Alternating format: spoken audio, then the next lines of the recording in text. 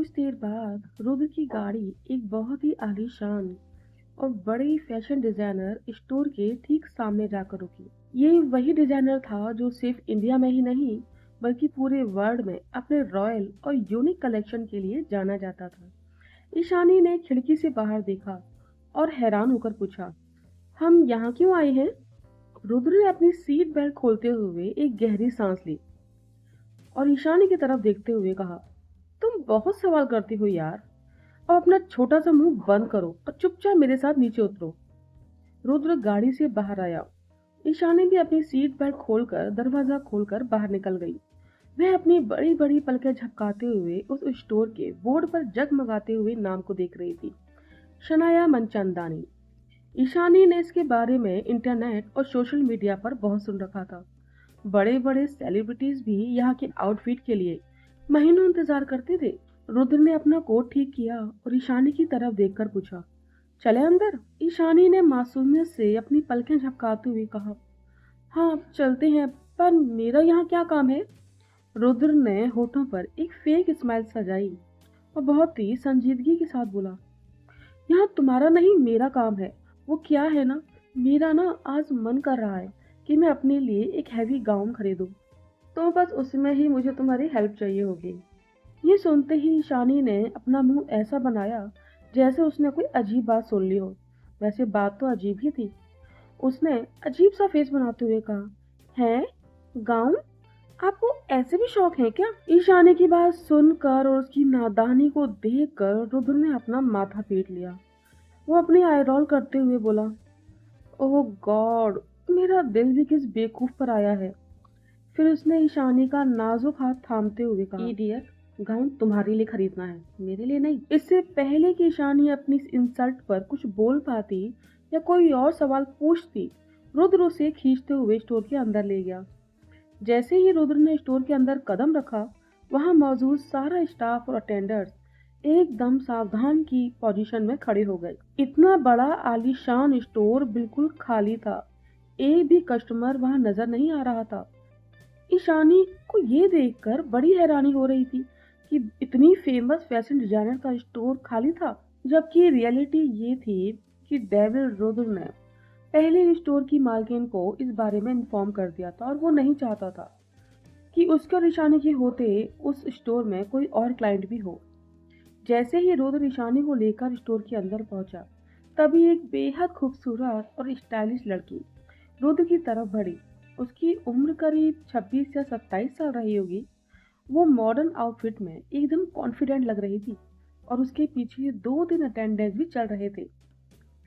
उस लड़की ने आते ही बड़े हक से रुद्र को गले लगाया और खुश होते हुए बोली, ओह रुद्र, मैं कब से तुम्हारा वेट कर रही थी। रुद्र ने मुस्कुराते हुए हल्का सा रिस्पॉन्स दिया, मैंने तुम्हें जो काम कहा था शनाया, वो हो गया क्या? वह लड़की कोई और नहीं बल्कि खुद शनाया थी, उस स्टोर की मालकिन। वही मशहूर फैशन डिजाइनर जिसका नाम ही अपने आप में एक बहुत बड़ा ब्रांड था। शनाया ने हंसते हुए कहा, तुम मुझे कोई काम बोलो और मैं ना करूं, ऐसा कभी हो सकता है क्या? तभी शनाया की नजर रुद्र के बगल में खड़ी उस छोटी सी नाजुक सी लड़की पर पड़ी। ईशानी को देखते ही शनाया की आंखों में चमक आई और उसने रुद्र की तरफ देखते हुए पूछा, व्हाट ए क्यूट डॉल, ये कौन है रुद्र? क्या तुम्हारी कोई छोटी कजिन या रिश्तेदार है? रुद्र ने अपने होठों पर एक गहरी मुस्कान लाते हुए बिना देरी किए ईशानी की नाजुक कमर में हाथ डाला और एक झटके से उसे अपने सीने से सटाते हुए बोला, ये मेरी रिश्तेदार नहीं बल्कि मेरी जान है शनाया। यही है वो जिसके बारे में मैंने तुमसे बात की थी। ये सुनते ही शनाया के चेहरे पर हैरानी और तारीफ वाले भाव एक साथ आ गए। ओह माय गॉड, सच में ये तो बहुत खूबसूरत है। पर रुद्र, तुम्हें नहीं लगता कि तुम्हारी उम्र के हिसाब से थोड़ी ज्यादा ही यंग है? रुद्र ने ईशानी के बालों को सहलाते हुए बड़े ही रौब के साथ कहा, बात जब दिल की हो ना शनाया, तो उम्र का फासला कोई मायने नहीं रखता। दूसरी तरफ ईशानी का तो शर्म और घबराहट के मारे बुरा हाल था। वे अपने छोटे छोटे हाथों से रुद्र की उंगलियों को अपनी कमर से हटाने की नाकाम कोशिश कर रही थी और जितनी वो कोशिश कर रही थी ना, रुद्र की पकड़ उसकी कमर पर और भी ज्यादा कसती जा रही थी। रुद्र ने तिरछी नजर से उसके इस क्यूट से एफर्ट्स को देखा और उसके होठों पर एक छोटी सी मुस्कुराहट आ गई। उसने ईशानी की कमर पर अपनी पकड़ को ढीली करने की बजाय और भी कस लिया। रुद्र ने शनाया की तरफ देखते हुए कहा, तो शनाया, मैंने जो ड्रेसेस सेलेक्ट करने को कहा था वो कलेक्शन दिखाओ। शनाया ने स्माइल करते हुए कहा, बिल्कुल, तुम दोनों बैठो, मैं अभी सारा बेस्ट कलेक्शन तुम्हारे सामने लगवाती हूँ। रुद्र ईशानी की कमर में हाथ डाले ही उसे अपने साथ लेकर एक बड़े से लेदर के काउच पर बैठ गया।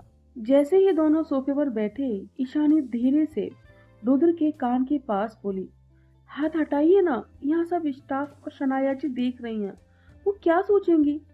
रुद्र ने बिना उसकी तरफ देखे पूरे एटीट्यूड के साथ कहा, यही सोचेंगे कि रुद्र सिंह चौहान अपनी होने वाली बेबी पर किस कदर मरता है कि उसे एक पल के लिए भी खुद से दूर नहीं कर सकता। रुद्र की बात सुनकर ईशानी मुंह बनाकर बैठ गई। कुछ देर बाद रुद्र आराम से अपने एक पैर पर दूसरा पैर चढ़ाए किसी किंग के अंदाज में बैठा हुआ अपना फोन स्क्रॉल कर रहा था। उसकी पूरी पर्सनैलिटी में एक अलग ही रौब था। वहीं ईशानी अपनी बड़ी बड़ी मासूम आंखों से उस भव्य स्टोर के कोने कोने को निहार रही थी। वहां एक से बढ़कर एक डिजाइनर ड्रेसेस लगी हुई थी। हर आउटफिट अपने आप में ही काफी ज्यादा खूबसूरत था। ईशानी जैसी मासूम लड़की के लिए यह सब देखना बहुत ही उत्सुकता और कौतूहल से भरा हुआ था। ईशानी ने धीरे से रुद्र की तरफ झुकते हुए पूछा, आप मुझे यहाँ ड्रेसेस लाने क्यों लाए हो? ये सब तो वेडिंग ड्रेसेस और एंगेजमेंट गाउन जैसे लग रहे हैं, है ना? रुद्र ने फोन की स्क्रीन से नजर हटाए बिना ही ठंडे अंदाज में कहा, तुम्हें पता है ना कि कुछ दिनों में हमारी रिंग सेरेमनी है और मैं चाहता हूँ कि उस दिन तुम मेरी पसंद की ड्रेसेस में नजर आओ। ईशानी ने भोलेपन के साथ कहा, पर मैं तो उसकी शॉपिंग नायरा दी के साथ जाकर भी कर सकती थी ना। आप इतनी तकलीफ क्यों ले रहे हैं? आपको इतने पैसे खर्च करने की जरूरत नहीं है। ईशानी ने ये बात इतनी मासूमियत और सादगी के साथ कही थी कि रुद्र का सख्त दिल भी पल भर के लिए पिघल गया। उसने फोन को अपनी पॉकेट में रखा और तिरछी नजर से ईशानी की तरफ देखा। उसने हाथ बढ़ाकर प्यार से ईशानी के बालों को हल्का सा बिगाड़ते हुए कहा, तुम्हें मेरे पैसों की फिक्र करने की रत्ती भर भी जरूरत नहीं है जान। और रही बात मैं तुम्हें अपनी पसंद की ड्रेस क्यों पहनाना चाहता हूँ, तो उसके पीछे भी एक बहुत बड़ा रीजन है। रुद्र थोड़ा और करीब झुका और ईशानी की आंखों में देखते हुए बोला, क्योंकि तुम रुद्र सिंह चौहान की मंगेतर और होने वाली बीवी हो, और मैं उस दिन जब तुम दुनिया के सामने आओ तुम सबसे अलग, सबसे खास और सबसे खूबसूरत लगो, बिल्कुल एक क्वीन की तरह। ईशानी उसकी बातों का जादू देखकर फिर से चुप हो गई। उसके पास रुद्र के इस रॉयल एटीट्यूड और केयर का कोई जवाब ही नहीं था। ऐसा नहीं था कि कामिनी मल्होत्रा के पास पैसों की कोई कमी थी, लेकिन ईशानी का स्वभाव बचपन से ही ऐसा बन गया था कि वह कभी फालतू या बेवजह महंगी चीजों की तरफ आकर्षित होती ही नहीं थी। नायरा अक्सर जिद करके ईशानी को अपने साथ शॉपिंग पर ले जाती थी और उसे उसकी पसंद की महंगी ड्रेसेस दिलवाती थी, लेकिन जब बात खुद ईशानी की शॉपिंग करने की आती थी तो वो हमेशा सिंपल कपड़ों को ही चुनती थी। शायद इसकी वजह कामिनी के वो तीखे ताने थे जो वह नायरा की पीठ पीछे ईशानी पर कसती थी।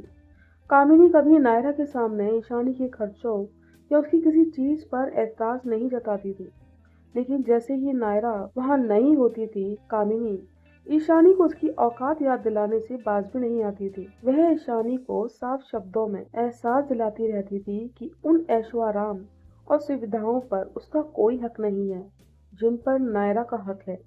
नायरा कहीं न कहीं अपनी माँ के इस दोहरे रवैये को भांप लेती थी और कई बार कामिनी का विरोध भी करती थी। नायरा को खुद भी ये बात समझ नहीं आती थी कि उसकी माँ अपनी ही दूसरी बेटी से इतना सौतेला व्यवहार क्यों करती है, पर कड़वा सच तो सिर्फ कामिनी ही जानती थी। बेचारी मासूम ईशानी को आज तक ये बात समझ नहीं आई थी कि उसकी माँ उससे इतनी नफरत क्यों करती है। इसी वजह से ईशानी की चॉइस और उसके शौक हमेशा एक आम लड़की की तरह ही रहे। सिंपल कपड़े पहनना, सादगी से रहना और कम से कम में खुश रहना उसने अपनी आदत बना ली थी। कुछ ही देर में शनाया अपनी बेहद महंगी और दिलकश ड्रेसेस का नया कलेक्शन लेकर रुद्र के सामने हाजिर हो गई।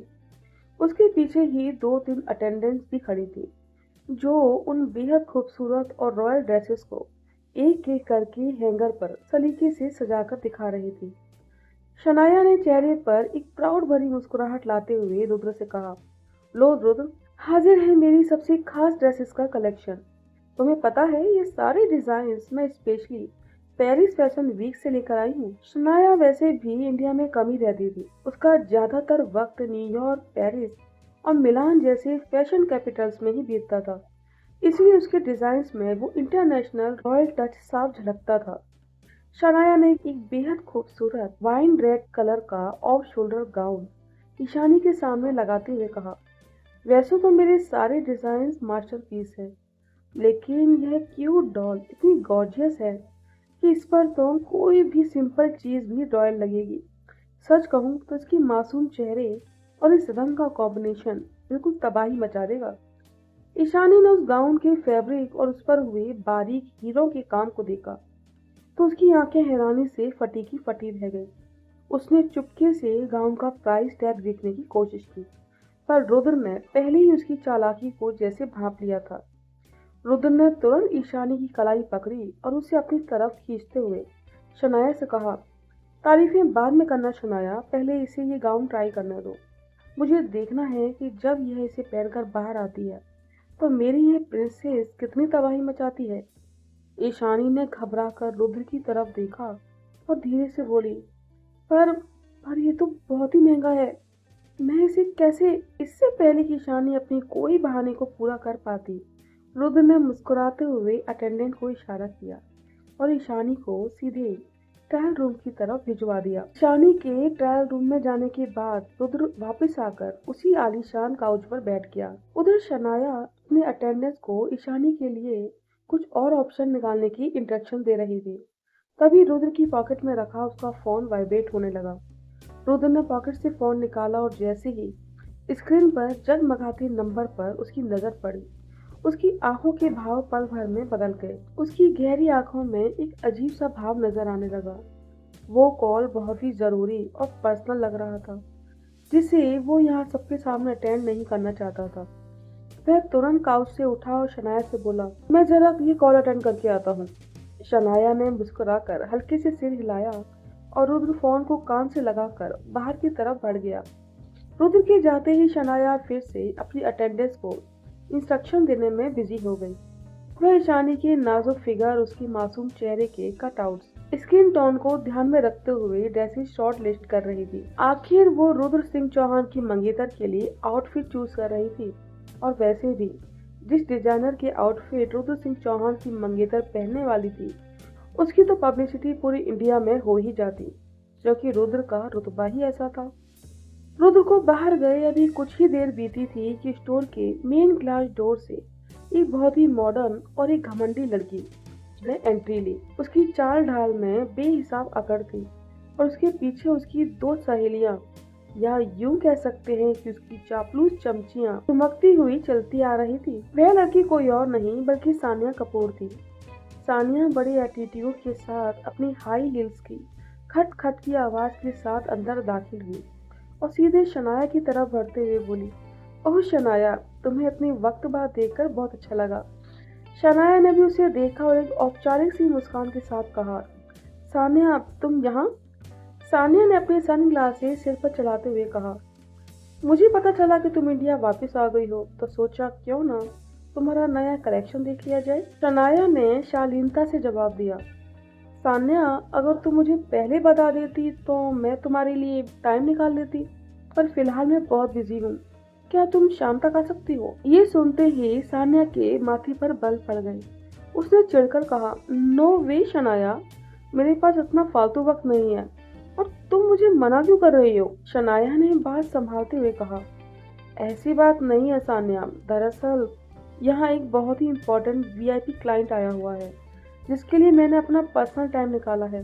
अगर तुम मुझे इन्फॉर्म करके आती तो मैं तुम्हें अपना शेड्यूल बता देती कि मैं कब फ्री हूँ। वैसे तुम फिक्र मत करो, मेरे पास बहुत सा कलेक्शन है जो तुम्हें पसंद आएगा, लेकिन फिलहाल के लिए मैं थोड़ा बिजी हूँ। शनाया वैसे भी हर क्लाइंट को अटेंड नहीं करती थी क्योंकि वो वाकई में काफ़ी बिजी रहती थी। सानिया का ईगो शनाया के इस मनाही वाले जवाब को बर्दाश्त नहीं कर पा रहा था और उसकी तीखी नजरें पूरे स्टोर में उस खास क्लाइंट को ढूंढने लगी। उसी वक्त सानिया की नजर ट्रायल रूम का दरवाजा खोलकर बाहर आ रही ईशानी पर गई। ईशानी ने बेहद खूबसूरत रॉयल गाउन पहना हुआ था और बड़ी नजाकत से अपने गाउन के घेरे को दोनों हाथों में थामे संभल संभल कर धीरे धीरे बाहर आ रही थी। उसके पीछे दो अटेंडेंट्स भी थी जिन्होंने गाउन की फिटिंग और उसे कैरी करने में ईशानी की मदद की थी। ईशानी उस ड्रेस में किसी प्रिंसेस से कम नहीं लग रही थी, लेकिन ईशानी को देखते ही सानिया के चेहरे पर हिकारत वाले भाव नजर आने लगे। उसने शनाया की तरफ मुड़कर अजीब सा मुंह बनाते हुए कहा, तो ये है तुम्हारी वो सो कॉल्ड वीआईपी क्लाइंट? ओह गॉड, मुझे तो लगा था ना जाने कौन सी सेलिब्रिटी आ गई है। शनाया अभी कुछ बोल पाती उससे पहले ही सानिया अपने एटीट्यूड की हद पार करते हुए बोली, तुम्हारी चॉइस और क्लास इतनी लो कब से हो गई शनाया कि तुम इस तरह की गहरी गहरी मिडिल क्लास लड़कियों को भी हैंडल करने लगी? सीरियसली? शनाया यह सुनकर थोड़ी सी घबरा गई। उसे यकीन नहीं हो रहा था कि सानिया जैसी लड़की इतनी बदतमीज और घमंडी भी हो सकती है। दूसरी तरफ जैसे ही ईशानी की नजर सानिया पर पड़ी, उसके चेहरे की हवाइयां उड़ गई।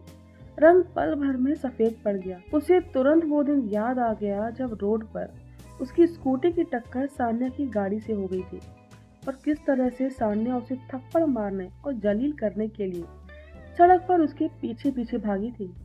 सानिया को यहाँ देखते ही ईशानी की आंखों में साफ डर झलकने लगा। ईशानी ने घबराकर मन ही मन भगवान को याद किया, हे भगवान, ये यहाँ क्या कर रही है? कहीं उस दिन का बदला लेने तो नहीं आई ना? अब मैं क्या करूं? भारी भरकम गाउन पहनकर तो मैं भाग भी नहीं सकती। ईशानी को ऐसे बेबस डरा हुआ देखकर सानिया के हौसले और बढ़ गए। वो अपनी हाई हील्स को खटखटाती हुई बड़े एटीट्यूड के साथ ईशानी के पास आई। उसने ईशानी को सिर से लेकर पैर तक बहुत ही हिकारत भरी नजरों से जैसे स्कैन किया और अपनी तीखी आवाज में बोली, सुनो लड़की, क्या कर रही हो यहाँ? तुमने अपनी औकात देखी है कभी? क्या तुम्हारे बस की भी है इतनी महंगी ड्रेस को खरीदने की? हालांकि सानिया ये उस दिन ही जान गई थी कि ईशानी मल्होत्रा परिवार की बेटी है, जो रुतबे में उनसे कम नहीं था। जब सानिया की बहस नायरा से हुई थी, पर जब सानिया की फाइट ईशानी से हुई थी तो सानिया जैसी चालाक लड़की ने ईशानी के बारे में पता लगवाने की पूरी कोशिश की थी और वो समझ गई थी कि ईशानी लो प्रोफाइल में रहती है, इसीलिए कोई उसे ज्यादा जानता नहीं है। इसलिए आज वो ईशानी से बदला लेने के लिए इसी बात का इस्तेमाल करने वाली थी। सानिया के चेहरे पर एक कुटिल और घमंडी मुस्कान नजर आने लगी। उसने ईशानी की इतनी महंगी और रॉयल गाउन में होने पर भी उसके ऊपर तंज कसना जारी रखा। ईशानी को ऊपर से नीचे तक घूरते हुए सानिया अपनी जगह से थोड़ा और आगे बढ़ी और अपनी एक उंगली ईशानी के गाउन के फैब्रिक पर रखते हुए नफरत से बोली, शनाया, इस गाउन को तुरंत जला देना, क्योंकि इस जैसी भिखारिन के छूने से ये अब पहनने लायक नहीं रहा। मुझे तो ये समझ नहीं आ रहा कि तुम जैसे लोग ऐसे हाई क्लास स्टोर्स में आ कैसे जाते हो। क्या तुम जैसी भिखारियों को यहाँ आने से रोकने के लिए बाहर नो एंट्री फॉर बेगर्स का बोर्ड लगाना पड़ेगा? सानिया की यह बात ईशानी के सीधे दिल पर जाकर लगी। ईशानी का दिल बहुत तेजी से धड़क रहा था और उसकी आंखों में नमी उतर आई। उसकी मासूमियत और स्वाभिमान को सानिया की नफरत से भरी बातों ने तार तार करके रख दिया था। फिर भी ईशानी ने हिम्मत जुटाकर अपनी कांपती हुई आवाज में जवाब देने की कोशिश की, आप मुझसे इस तरह बात नहीं कर सकती, और मैंने आपका क्या बिगाड़ा है? और मैं यहाँ कोई चोरी करने नहीं आई हूँ। ईशानी की बात पर सानिया जोर से हंस पड़ी। उसकी हंसी में घमंड और जहर दोनों भरा हुआ था। ओह, सच में चोरी करने नहीं आई हो तो क्या इस गाउन को खरीदने के पैसे हैं तुम्हारे पास? जानती भी हो इसकी कीमत? तुम्हारी पूरी खानदान की जायदाद बिक जाएगी, तब इस गाउन का एक धागा भी नहीं खरीद पाओगी। मुझे तो लगता है कि तुम्हें यहाँ आकर महंगे गाउन पहनकर फोटो खिंचवाने का शौक चढ़ा है। ईशानी का चेहरा एकदम रोने जैसा हो गया। वह कुछ और बोलना चाहती थी, अपनी बचाव में अपनी आवाज उठाना चाहती थी, लेकिन सानिया के तीखे तानों और उसकी दबंगई के आगे ईशानी का गला रुंध गया। उसके होठ कांप रहे थे और उसकी आंखों से एक आंसू टपक कर उसके गाल पर आ गिरा। शनाया जो यह सब देख रही थी गुस्से में सानिया की तरफ बढ़ी। उसने सानिया का हाथ पकड़ते हुए सख्त लहजे में कहा, सानिया बस करो, तुम्हारी हिम्मत कैसे हुई मेरे स्टोर में आकर मेरे क्लाइंट से इस तरह से बात करने की। अपनी जबान पर लगाम लगाओ वरना। इससे पहले कि शनाया अपनी बात पूरी कर पाती, सानिया ने झटके से शनाया का हाथ पीछे धकेला और उस पर चिल्लाकर बोली, शनाया तुम मुझे मत सिखाओ कि मुझे क्या करना है। मैं सानिया कपूर हूँ और तुम इस मामूली सी लड़की की तरफदारी कर रही हो। तुम्हारे स्टोर का स्टैंडर्ड इतना गिर चुका है क्या? अब तो मुझे यहाँ आने पर अफसोस हो रहा है। वहीं शनाया को भी सानिया की इस हरकत पर काफी गुस्सा आ रहा था। उसने सानिया को रोकते हुए कहा, सानिया अब तुम हद से आगे बढ़ रही हो। जानती भी हो ये कौन है? शनाया उसे बताना चाहती थी कि ईशानी कोई मामूली लड़की नहीं बल्कि रुद्र सिंह चौहान की मंगेतर है और पूरे चौहान एम्पायर की होने वाली मालकिन है। लेकिन सानिया का घमंड और उसकी चीख पुकार इतनी ज्यादा थी कि उसने शनाया को एक लफ्ज बोलने का भी मौका नहीं दिया, या कह सकते हैं कि वो अपने आगे किसी की सुन ही नहीं रही थी। सानिया बस अपनी धुन में चिल्लाई जा रही थी। उधर कोने में खड़ी 2-3 अटेंडेंट आपस में खुसर फुसर करने लगी। एक अटेंडेंट ने घबराते हुए दूसरे से कहा, ये सानिया कपूर पागल हो गई है क्या? इसे अंदाजा भी है ये किससे उलझ रही है? अगर रुद्र सर को पता चला ना कि इसने मैम के साथ ऐसा बिहेव किया है तो ये पूरी कपूर इंडस्ट्रीज का नामो निशान मिटा देंगे। दूसरे अटेंडेंट ने भी डरते डरते कहा, हाँ यार, रुद्र सर तो मैम को अपनी जान से भी ज्यादा मानते हैं। अगर उन्होंने सानिया की बकवास सुन ली तो सानिया जिंदा बाहर नहीं जा पाएगी। इसे अपने बाप के पैसे का बहुत घमंड है ना, पर आज ये सीधे डेविल से दुश्मनी मोल ले रही है। सानिया इन सब बातों से पूरी तरह से बेखबर थी। अपने घमंड के नशे में चूर होकर वह ईशानी की तरफ एक कदम और आगे बढ़ाकर बोली, उतारो इस गाउन को अभी के अभी। तुम्हारी औकात सड़क छाप कपड़ों की है, इसे पहनने की नहीं। अब सानिया की हरकतें शनाया की बर्दाश्त से पूरी तरह से बाहर हो चुकी थी। शनाया का चेहरा गुस्से से लाल हो गया। वह सानिया के सामने आकर तल्ख आवाज में बोली, सानिया बहुत हो गया तुम्हारा। अगर तुमने अपनी ये घटिया हरकतें बंद नहीं की ना तो मजबूरन मुझे तुम्हें अपने स्टोर से बाहर फेंकवाना पड़ेगा। ये सुनकर सानिया की आंखें हैरानी से बड़ी हो गई।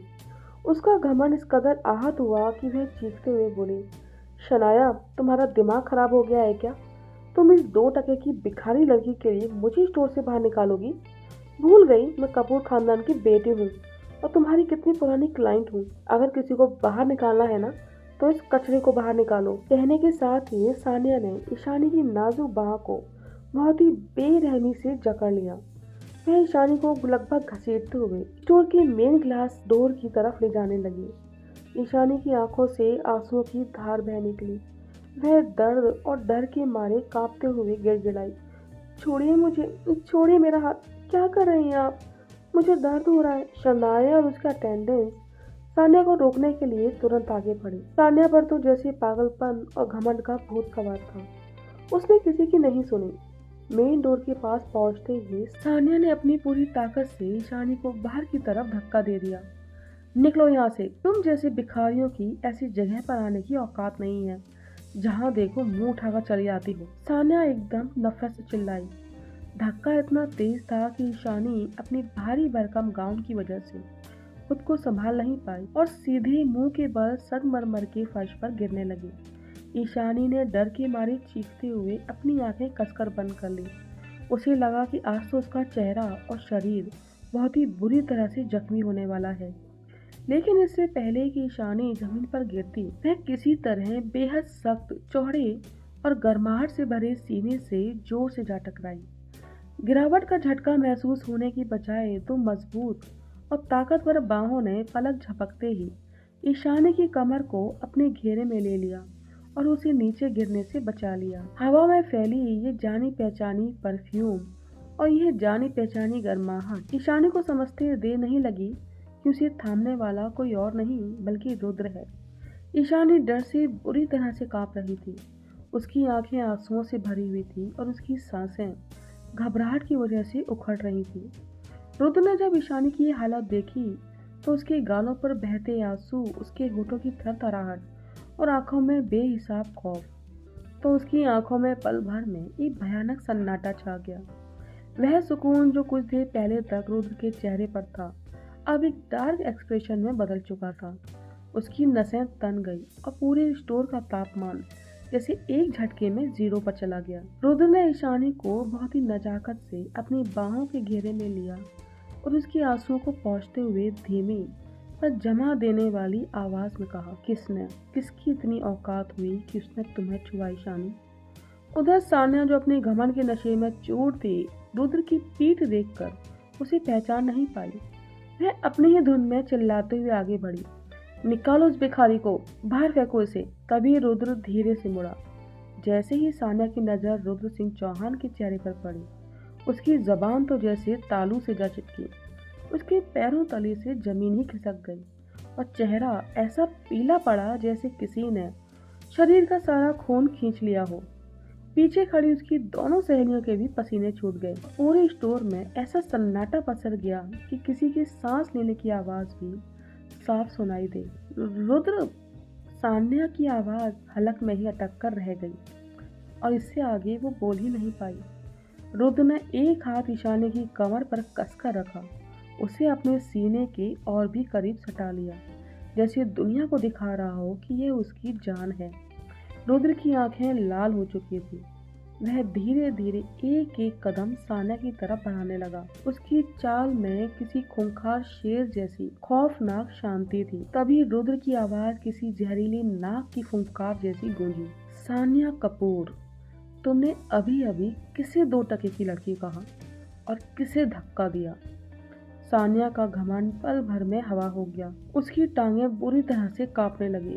शनाया ने आगे बढ़कर एक राहत की सांस ली, जबकि पीछे खड़ी अटेंडेंस ने एक दूसरे को देखा।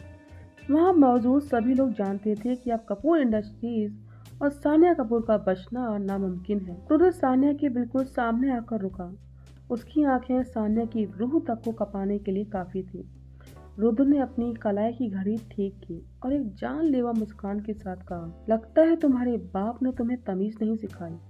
कोई बात नहीं, आज रुद्र सिंह चौहान तुम्हें सिखाएगा कि तमीज का होना सेहत के लिए कितना जरूरी होता है। सान्या ने किसी तरह से अपने दिल में उठते इस अनजाने डर पर काबू पाया और चेहरे पर एक जबरदस्ती की फेक मुस्कुराहट लाते हुए कहा, रुद्र, तुम नहीं जानते इस लड़की को। ये बहुत ही चालाक लड़की है। ये बिना पैसों के ऐसे महंगे स्टोर्स में घुस जाती है और शॉपिंग के बहाने चोरी करने का मौका ढूंढती है। ये 1 नंबर की बदतमीज और घटिया लड़की है रुद्र। उस दिन तुम्हें पता है, सड़क पर भी इसने मेरे साथ बहुत बदतमीजी की थी। मुझे धक्का दिया था और वहां से भाग गई थी। सान्या जैसे जैसे अपने मुंह से जहर उगलती जा रही थी, रुद्र की मुट्ठियां और भी भिजती जा रही थी। उसकी चौड़ी छाती से चिपकी हुई शाने की सिसकियों ने रुद्र के अंदर सोए शैतान को जैसे जगा दिया था। लेकिन रुद्र के चेहरे पर अभी भी एक गजब की खामोशी थी। उसकी गहरी काली आंखों में अजीब सी सन्नाटेदार शांति छा गई। वो खतरनाक शांति जो तूफान से पहले आती है और सामने वाले के वजूद को तबाह करने के लिए काफी होती है। सानिया अपने ही घमंड में धुन में बोले ही जा रही थी। उसे रत्ती भर भी अंदाजा नहीं था कि वह अपनी मौत का फरमान पर खुद ही दस्तखत कर रही है। रुद्र की इस खामोशी को देखकर सान्या को गलतफहमी हो गई कि शायद रुद्र उसकी बातों से सहमत हो रहा है। उसके होठों पर एक जीत वाली मुस्कान आई, पर वो बेवकूफ ये नहीं जानती थी कि रुद्र के चेहरे पर छाई ये शांति कोई वहम का संकेत नहीं, बल्कि उसकी जिंदगी की सबसे भयानक तबाही का आगाज था। सान्या ने अपनी जबरदस्ती की मुस्कान को और गहरा करने की कोशिश की। भले ही अंदर वो रुद्र की आंखों के सर्द एक्सप्रेशन को देखकर डर रही थी। वह अपनी धुन में बकवास किए जा रही थी। रुद्र, अच्छा हुआ तुम सही वक्त पर आ गई। तुम इस लड़की के मासूम चेहरे पर मत जाओ। शनाया भी इसकी बातों में आ गई, लेकिन मैं ऐसे लोगों को अच्छे से जानती हूँ। इतना बोलते बोलते सान्या ने ईशानी की तरफ एक नफरत भरी नजर डाली, जो रुद्र के सीने से चिपकी हुई थर थर कांप रही थी और उसकी शर्ट को अपनी मुट्ठियों में जोर से दबाए हुए थी। ईशानी का रोकर लाल हुआ चेहरा और उसकी सिसकियां रुद्र के सीने में जैसे आग लगा रही थी।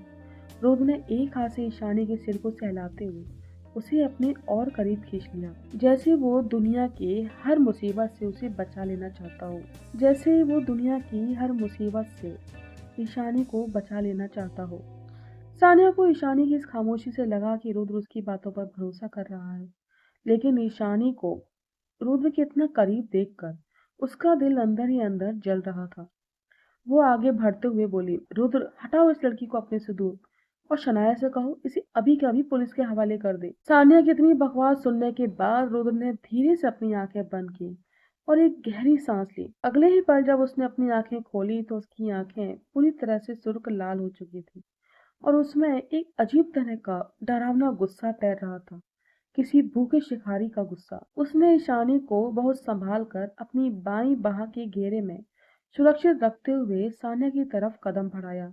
उसने अपनी सर्द आवाज में कहा, तुम्हारा ड्रामा पूरा हो गया या कुछ और जहर उगलना बाकी है? सानिया कपूर। रुद्र की आवाज भले ही बहुत धीमी थी, पर उसमें इतना रौब था कि सानिया के कदम खुद ब खुद 2 इंच पीछे हट गए। सानिया की मुस्कुराहट भी पल भर में गायब हो गई। रुद्र, तुम ये क्या कह रहे हो? मैं तो तुम्हें सच बता। इससे पहले कि सान्या अपनी बात पूरी कर पाती, रुद्र की दहाड़ पूरे स्टोर में गूंजी। Just shut up Sanya. Rudra के पीछे खड़ी शनाया और अटेंडेंट डर के मारे पीछे हट गई। ईशानी ने सहम कर रुद्र के सीने में अपना चेहरा छिपा लिया। रुद्र ने सान्या की आंखों में आंखें डालते हुए एक एक वर्ड पर जोर देते हुए कहा, तुमने जिस लड़की को 2 टके की कहा, जिसे भिखारिन कहकर बाहर धकेला, वो रुद्र सिंह चौहान की होने वाली बीवी है। इस पूरी चौहान एम्पायर की होने वाली लेडी बॉस है वो। ये सुनते ही सान्या के पैरों तले से जमीन खिसक गई। उसका चेहरा एकदम से सफेद पड़ गया और आंखें फटी की फटी रह गई। उसके मुंह से सिर्फ इतना ही निकल पाया, क्या क्या कहा तुमने? रुद्र उसके बहुत करीब आया। उसकी आवाज में अभी अजीब सी ठंडक थी। और तुमने कहा कि इसने तुमसे बदतमीजी की। तुमने इसके नाजुक हाथ पर अपनी गंदी उंगलियों के निशान छोड़े। सान्या, जिसकी तरफ आंख उठाकर देखने की हिम्मत कोई करे तो मैं उसकी आंखें निकलवा दूं। और तुमने अपनी गंदी नजरें इस पर डाली कैसे? अब सानिया कैसे बचाएगी खुद को रुद्र के इस खौफनाक गुस्से से? क्या सानिया की बेवकूफी की वजह से उसके डैड का पूरा बिजनेस तबाह कर देगा रुद्र? जानने के लिए सुनते रहिए ब्यूटी एंड द डेविल सिर्फ लव स्टोरीज एफएम पर।